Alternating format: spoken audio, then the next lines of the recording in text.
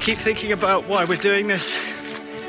The small hardship that I'm enduring right now is nothing compared to what so many people in that country have been through.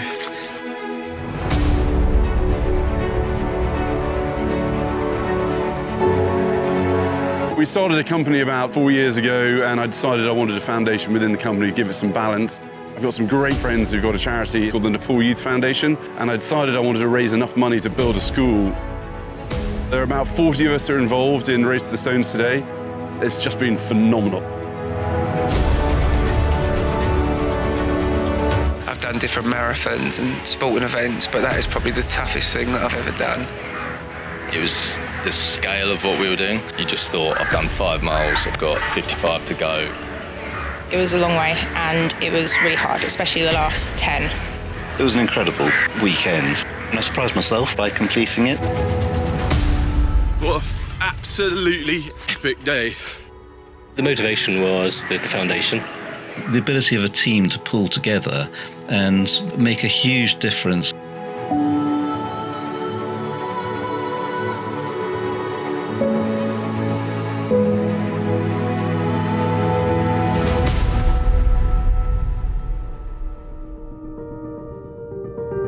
I travel an awful lot with my job, but I've never been anywhere like this.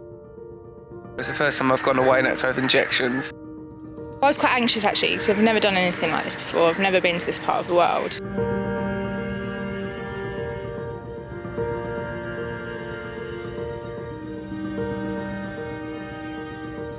First time in Nepal, first time here in Kathmandu, a tremendous place. Always wanted to come out here. You can sort of sense how poor the sort of local economy is. The airport terminal is just a tiny little building in the corner. Some of the deprivation in the city is worse than places I've been to before. Air quality, the dust everywhere. I just couldn't take my eyes off anything. I just wanted to look at everything and take it all in.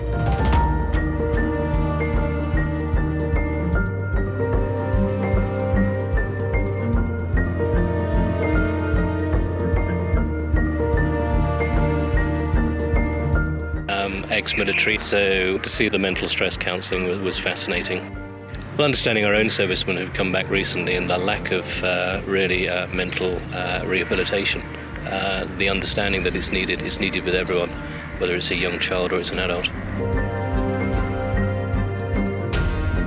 It's so simple, but it obviously meant so much to them. They had their younger sisters and brothers with them at the school, so it's like an all-round sort of childcare for these families. I don't think you can underestimate that sort of stuff. It's slightly different for me than some of the other people on the trip because I've got 2 young girls, and obviously we're seeing young children that have got nothing and some very poorly children, so I can relate it back to my own situation.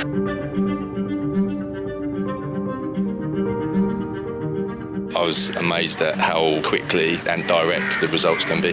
The before and after pictures of some of the children that are there, in a matter of 3 or 4 weeks, they've gone from what looks like practically a dying child to a kid who can just carry on tackling life.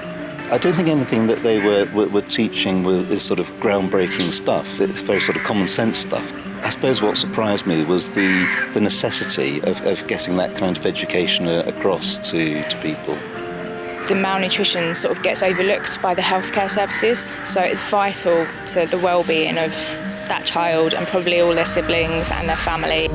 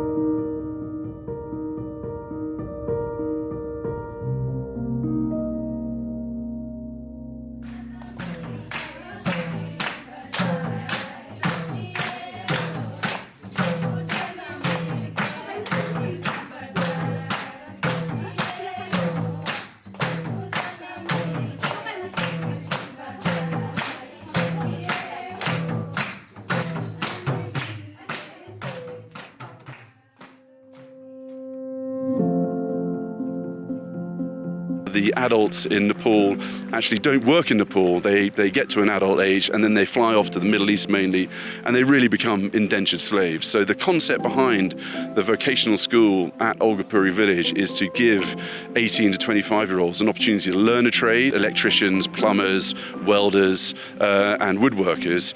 And the concept behind that was either work in a business or start their own business in Nepal. And so about 70 young adults are going through that program every 6 months.